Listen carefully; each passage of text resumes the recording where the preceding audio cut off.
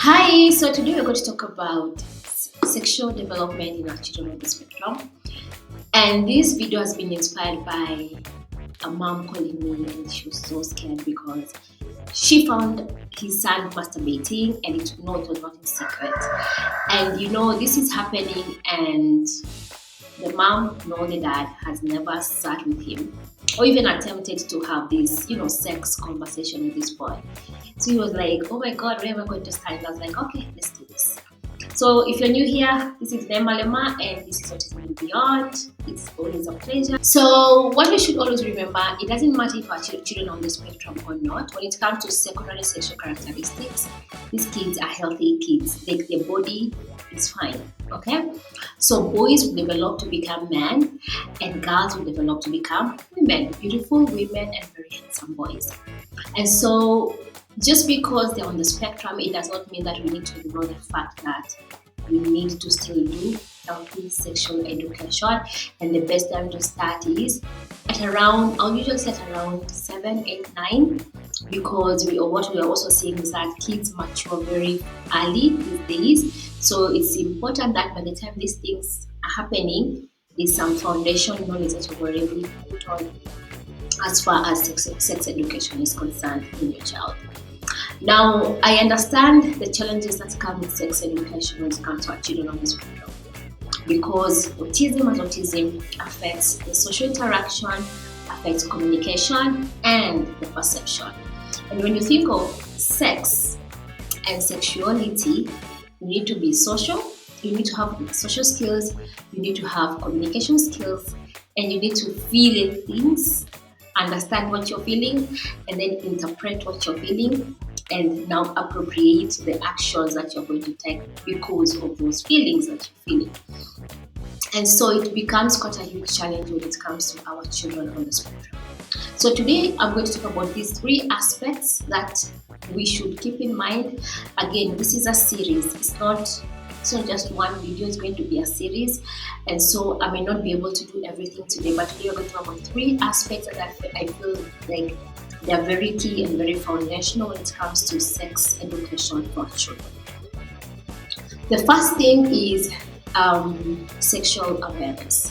Sexual awareness simply means me knowing what I'm feeling, in relation to the person next to me or to whatever I'm looking at that makes me being aroused. And also it also means me knowing what I'm feeling, me understanding that is the thing that is making me being aroused, and also the environment around me. Okay, that's what it really means to be sexually aware, being conscious of everything that is happening around you and how it's related to sex. That's what sexual awareness is. Now, when you think of that, that is a product of cognition. You have to have some level of intellect, some level of understanding, and some level of processing that happens in the brain for you to be able to see, feel, or touch, feel, and interpret, and know what to do and know what not to do. Okay, so if in our children on the spectrum, sometimes that is a challenge, and that's what has been one of the biggest challenges when it comes to sex education in our children. Their level of sexual awareness is low, and because their level of sexual awareness is low, they are more likely to not. They will feel because their sexual desires are just like anybody else. Okay, but as much as they will feel, they will not understand what they're feeling, and they will not. And now, because they don't understand what they're feeling, they will not know the appropriate response.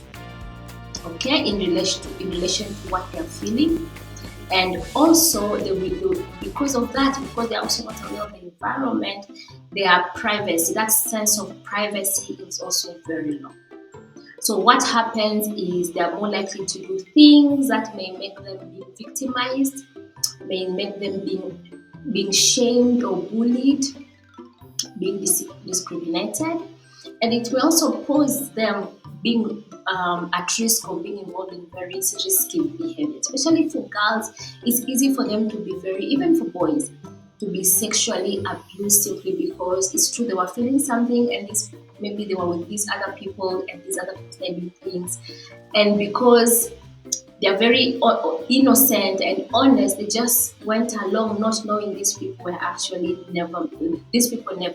meant well for them. Okay?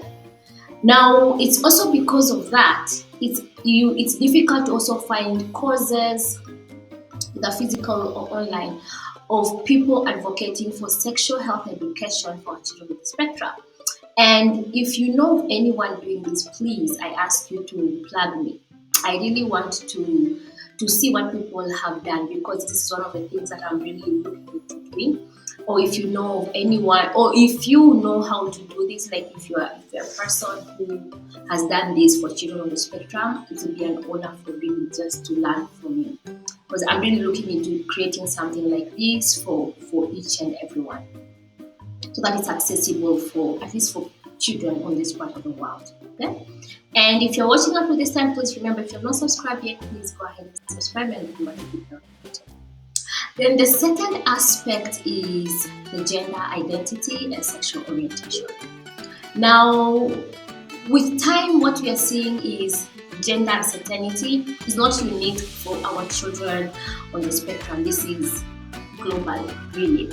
Still, we have more heterosexuals as compared to these other types of orientation. However, as time is progressing, we are seeing people being uncertain whether they are boys or girls. Okay? Now, what research has shown is, maybe I should also put a disclaimer. This gender identity and sexual orientation in our children on the spectrum is one of the areas that needs a lot of research. Because number one, we have very few data, very few information on this aspect, because for our children, there's a lot of things that come to play which have not been addressed in most of the researches when we read them. But also, the aspect of the hormones, the genetics, is what does that mean when it comes to their sexual orientation and gender identity. But so far, what research has shown is still we have more heterosexuals who are on the spectrum as compared to this orientation. However, when you compare to neurotypical and neurodivergent, the neurodivergents are more likely to be oriented to these other types of orientation as compared to them being heterosexual. And we have quite a high percent of our children on the spectrum who are asexual. That means they are not attracted sexually to people or to things. Okay, they are asexual. Okay.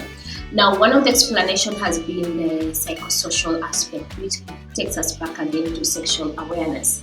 You see, because maybe this child was growing up, they went through this rejection or shame or bullying because of how they felt.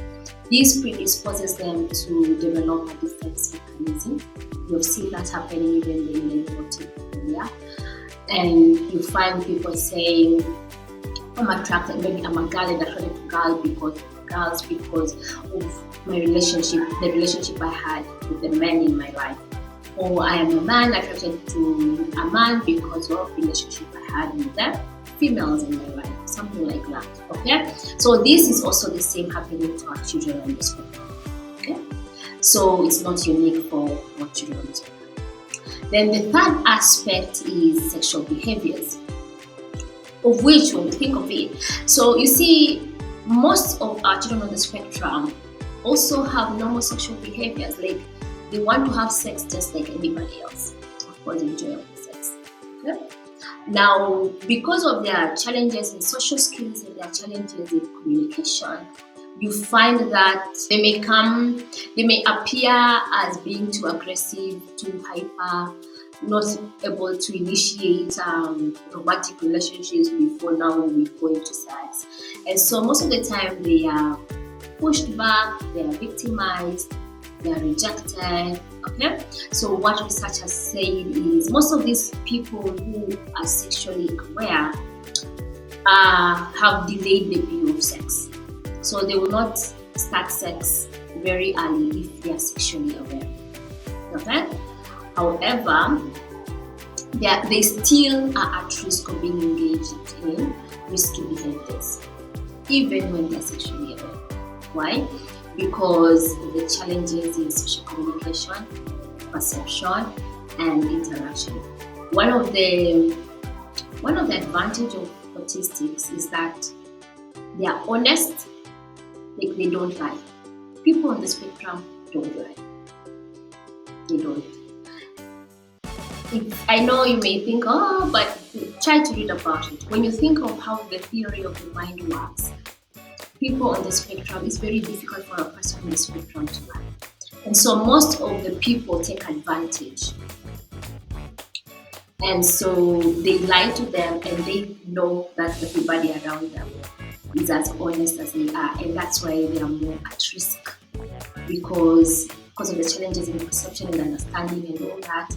So you find they are more likely to be abused, to be drugged, like to just be found in risky behaviors as compared to the rest of the population. Okay? So you should keep these three things, especially if you're a parent of a child on the spectrum and you're trying to have these conversations. Okay? Now, before you start any conversation on the of a child on the spectrum, there are two things that are even very fundamental. The first thing is there has to be some level of communication. Communication still remains to be very foundational. And communication does not necessarily mean using words. You can have stories, like social stories, like something they watch. You can have visual schedules, like the visual schedule that shows different aspects of different topics that you're trying to tell your child. Okay? And you can also, depending on the age of your child, you can also be using sign. But the key thing is, by the time your child gets to pre-adolescence, make sure you have an established system where you can communicate with your child. It will really, really go a long way when it comes to you now starting to teach your child on sexual education. And then the second aspect is private space. Important that we teach our children on the aspect of personal body space. They should be able to know, this is my body is private property for me. Okay? So no one can just easily come and touch them or do to them things that they don't like. Okay?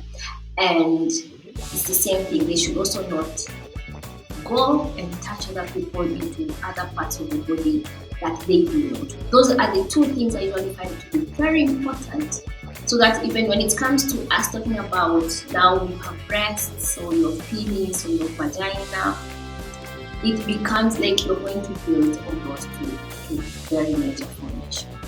Okay? So yeah, I really hope you find this helpful, and please remember, if you know or you've read somewhere where they're doing sexual education, please, it would be nice for you to share. Otherwise, bye bye, and please subscribe and take care.